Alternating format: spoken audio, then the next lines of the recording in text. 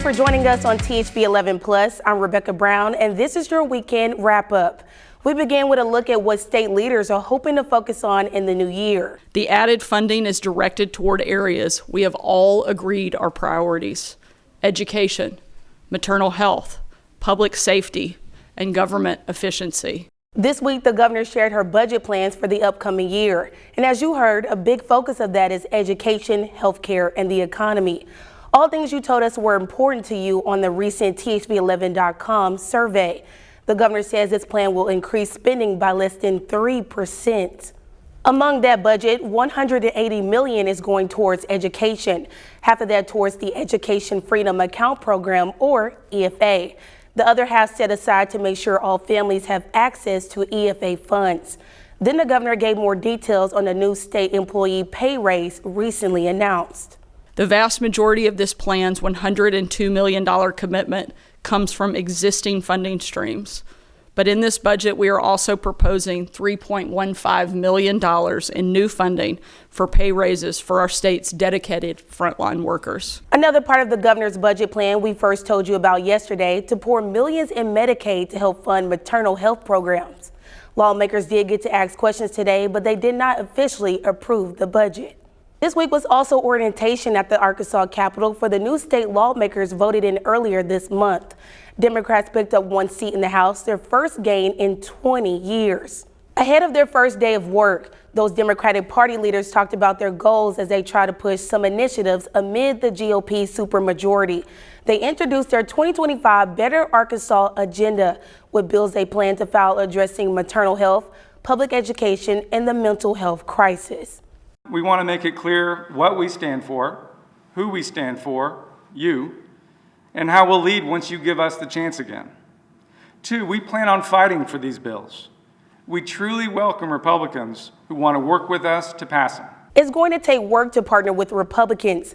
The balance of power in the House for the next General Assembly will be 81 Republicans and 19 Democrats. Turning now to one of the biggest stories of the week. One of the largest timber companies in the world is expanding its Arkansas roots, investing $500 million to build a new facility. As we found out, this investment from Weyerhaeuser coming as perfect timing for the southern part of the state. There's a palpable amount of enthusiasm in the community and really across the southeastern Arkansas region. Anytime you have it will create over 200 jobs and $500 million in the same sentence. You're bound to catch people's attention. And that is exactly what one of the largest timber companies in the world, Weyerhaeuser, did on Monday. There's opportunities for education, there's opportunities for higher wages, and for the region, we're actually going to be using a resource that we've got a surplus of. The new facility will expand the Weyerhaeuser's engineered wood products, adding almost 10 million cubic feet of special lumber. For Dr. Matthew Pellicky and Dr. Michael Blazier at the University of Arkansas at Monticello, they say the timing couldn't have been better, as they understand hundreds of workers in Warren were devastated earlier this year when they lost their jobs. So those workers from those mills who are familiar at AHF flooring, they're going to be very employable at this new facility because they're familiar with that. And so what we're seeing is that the rebound is much greater than the loss. But how will this mill be different from previous ones that have come and gone? Geographically, this is positioned well to serve a lot of different housing markets, and it being an innovative product that will really allow them to use the fiber wood that we have in overabundance in this area and make a good product with it. It's a real win-win scenario for the people and for the forests. Construction of the new facility is expected to start sometime in 2025 with operations planned to officially begin in late 2027. RDOT is set to get some big new toys that will help both us and them stay safe. Debris on the road is not only a nuisance for drivers, but getting it off the interstates can be extremely dangerous for workers. But as Brooke Buckner learned this week, a new grant will make that job much easier. What looks like a snowplow actually serves a different purpose. When there's debris on the roadway, I mean, that's not good for anybody. That's why RDOT is about to buy around 25 of these lane blades to add to its existing 18. It's a blade, a big blade you attach to an existing RDOT truck. And once you go through that installation process, which is pretty quick, it just kind of goes down the roadway. The entire lane scoops it up, pushes it out. RDOT spokesperson Dave Parker says not only is it quicker for workers, but safer too. It means that our guys and our women don't have to get out there and move that debris, which can be, you think about it, out on an interstate, 75 miles an hour, it's a little intimidating. Parker says they've seen good results after using the blades for the past couple of years, so they applied for a grant from the U.S. Department of Transportation. Unfortunately, we're very happy we receive or will receive this $1 million grant. And after the new year, RDOT will purchase the blades and distribute them statewide. They each cost about $40,000. So just about every county, not all 75, but just about all of them will. It's mainly counties that have an interstate crossing them or major highways. He calls it a win-win for both RDOT crews and drivers. Once we get all of them in, we're going to start tracking the times, the response time on these. So just to make sure we're doing the best job we possibly can. In Little Rock, Brooke Buckner, THV11 News. When the additional lane blades are purchased, RDOT will have the largest fleet of them in the country.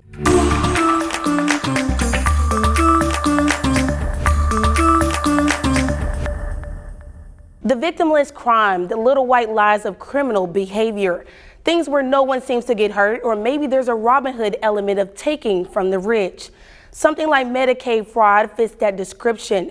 The victim is pretty abstract, capital T, taxpayers, but there's something about this supposed victimless crime that annoys people. Viewers tell us how much it piques their interest, and Arkansas Attorney General has a dedicated unit going after it. Deception, lying, stealing, fraud is the common foundation. The fact that Arkansas Attorney General Tim Griffin is describing a class of criminals committing misdemeanors and low-level felonies gives you an idea how seriously he takes Medicaid fraud. We all pay our taxes and we all fund this. And money at the federal level and in many other levels of government around the country is certainly tight, but this is our money. The state has an entire unit dedicated to finding people taking advantage of the federally funded, state-managed health insurance program. The MFCU prosecuted 13 cases in Griffin's first year in office, among the most in the country, according to federal watchdogs. If an individual, a criminal, is telling Medicaid that they're taking care of somebody, and Medicaid believes they need that care, and that person's either getting third-rate care, insufficient care, not care, well, that's a victim.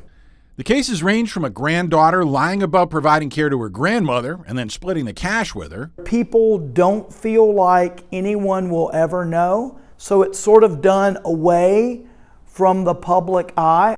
Or there's the other extreme, the rare high-profile case where a fraud charge sums up other alleged misdeeds. Take the investigation into psychiatrist Dr. Brian Hyatt. The former chair of the state medical board is accused of systematically admitting mental patients and holding them against their will in order to run up charges to Medicaid. He faces more than 150 civil lawsuits, but the 2 counts of Medicaid fraud brought by Griffin's team pose the biggest criminal jeopardy. The trial's still months away, but Griffin is proud of what bringing the charges has accomplished already with the hospitals Hyatt worked for. It's in their interest, once they learn of this, not to be associated with someone who's thieving and stealing, to put it bluntly.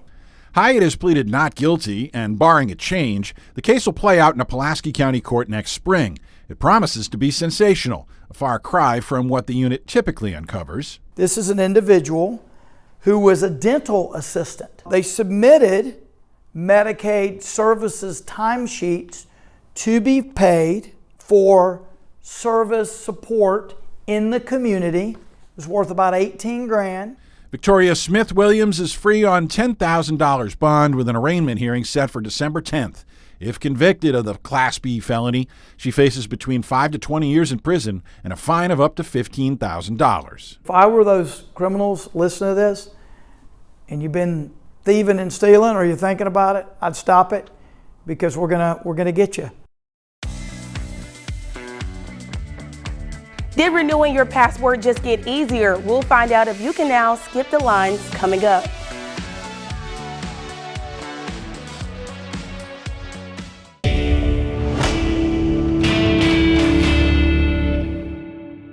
holidays often mean traveling to see family and friends. For our Kansans leaving the country, simply getting there may mean having a valid passport.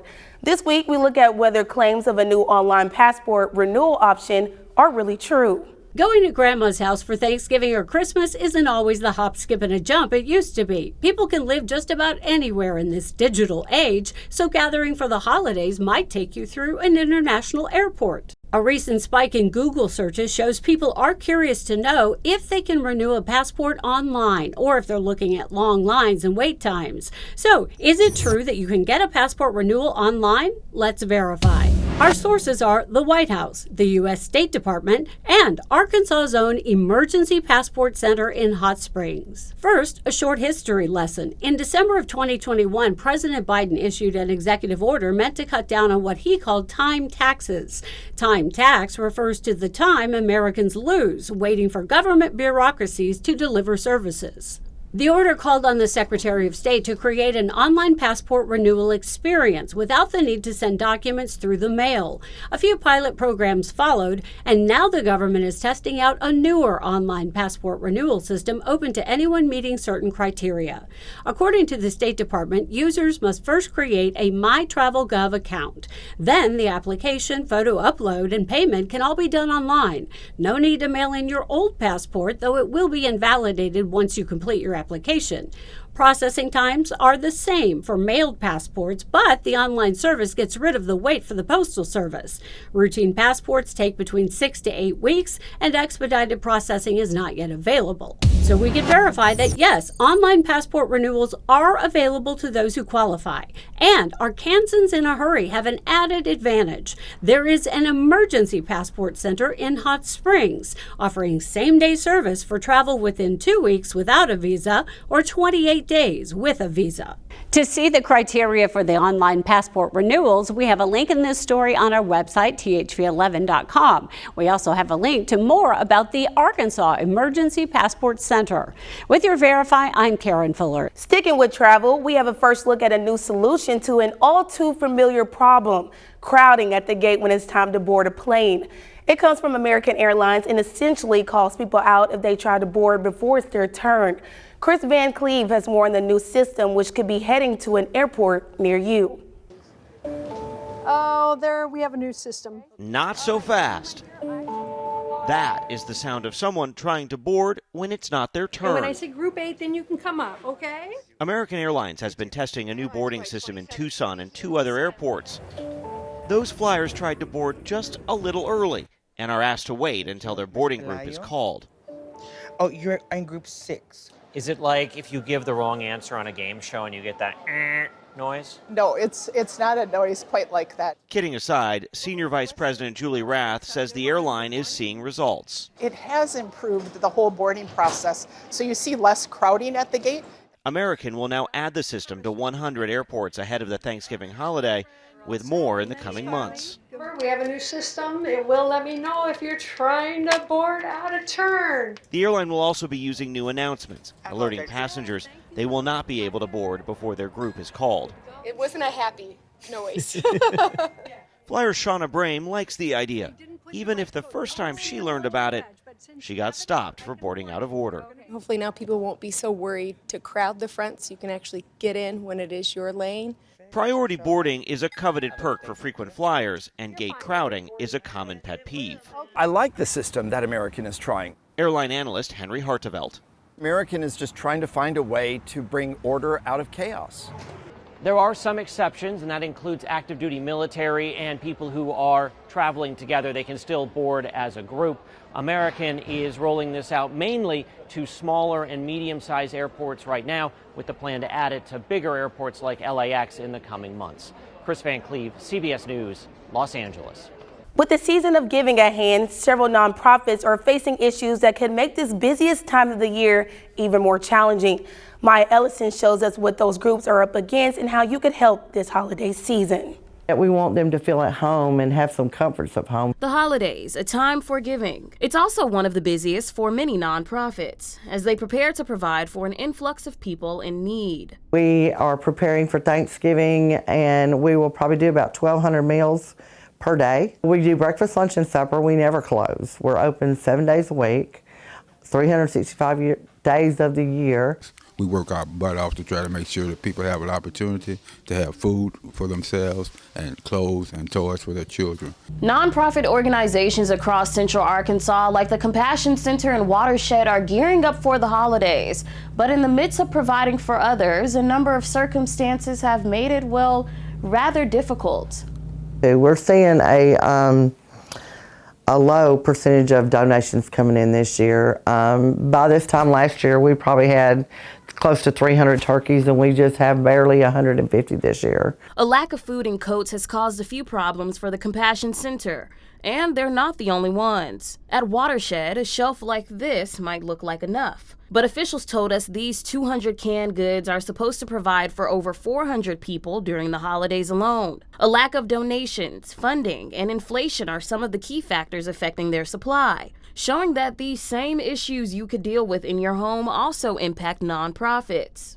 When you're feeding 300, maybe 400 people at one meal, 10 pounds of potatoes don't go very far. But a limited supply of resources isn't stopping them from giving back. Well, it's fresh produce and fresh fruit and, just a variety of different things that people may need on the holidays. That's what will go into close to 400 holiday meal bags in the coming weeks. When we provide food for the community, we not provide enough food not only for Thanksgiving, but we know that there are days after Thanksgiving with the kids home from school. In Little Rock, Maya Ellison, THV11 News.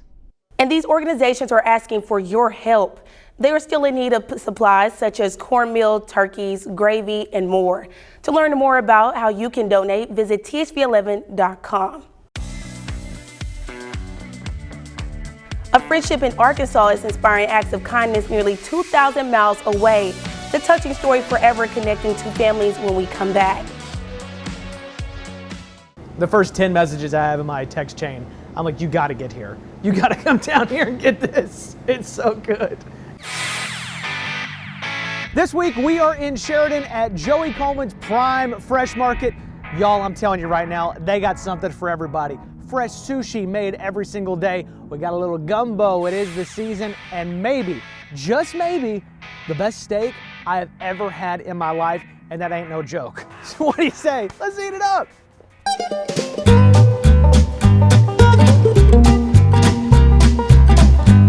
I actually celebrated my 20-year anniversary cutting meat in September. Oh, amazing. And I worked for the local grocery stores for 15. A friend of mine, who's actually my landlord in Whitehall, he approached me, he said, I'm putting a shopping center in, I think a butcher shop would do well. Yeah. Let's do it.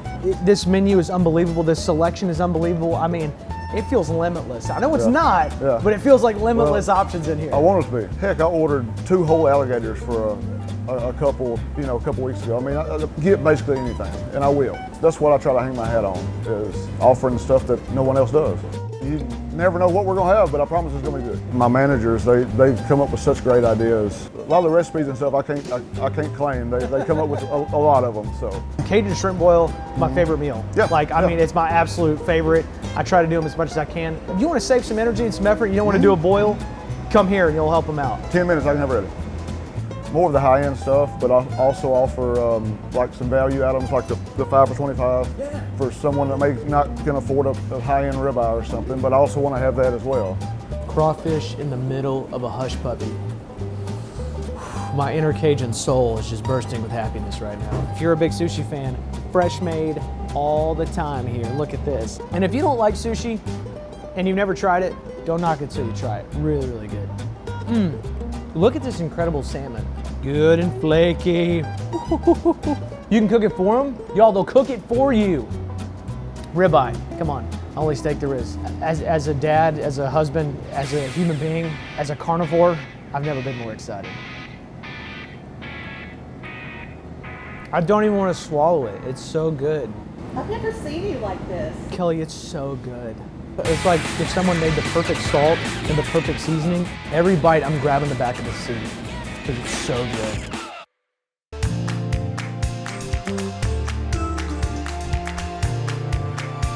When any of us experience pain or loss, it can feel natural to keep to ourselves, stay quiet, and try to heal on our own.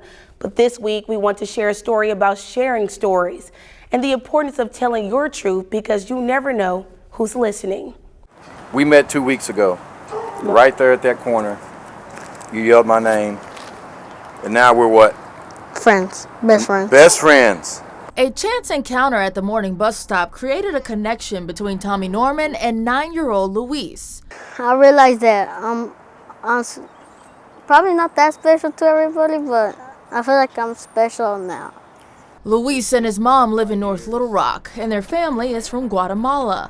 Luis's little sister passed away years ago, and more recently, he lost his dad to suicide. How was your day? Good. It's good. You had a good day? Known for his community policing efforts, Tommy posted on Facebook about his new friend Luis and the unimaginable loss he's already felt at such a young age. Among Tommy's millions of followers, this story hit home for Scott and Lisa Hill. My wife likes to watch a lot of the videos with Officer Norman. I haven't really seen a lot of them, but I hear his deep voice on there every once in a while, and she was pretty excited this last week and said, "Hey, you got to come over here. I want you to see this little kid." And it was Luis. The Hills live in Northern California, nearly 2,000 miles away. Another connection created, this one through shared experience. Their son Garrett took his own life earlier this year. His spirit, though, was so much like Luis. Just a loving kid, caring kid. Someone just said, "Hey, let's road trip and take Garrett's bike out to Luis." A 28-hour cross-country road trip to hand-deliver Garrett's old bicycle to Luis, connecting the two families with hope and healing. Luis just seemed like the perfect person to pass his bike on to, and it just brings us a lot of joy, and I think helps heal our hearts somewhat too with the loss of our son. This new friendship made by simply sharing stories and creating connections. As mean, as cruel as this world can be, this story right here, to me, will change people's lives. It will. That's it for the Weekend Wrap. I'm Rebecca Brown. We'll see you next time right here on THV11 Plus.